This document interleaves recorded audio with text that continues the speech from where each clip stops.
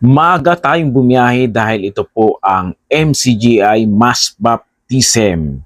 At yan, maaga po tayo nakarating dito sa MCGI Chapel.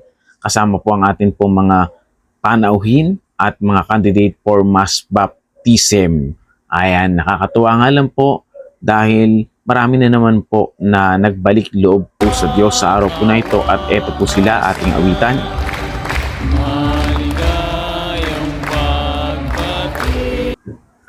At syempre pagkatapos po niyan ay bakas ang sigla at saya sa ating pong mga bagong kapatid na nabautismuhan sa MCGI. Kaya welcome po sa inyong lahat mga kapatid.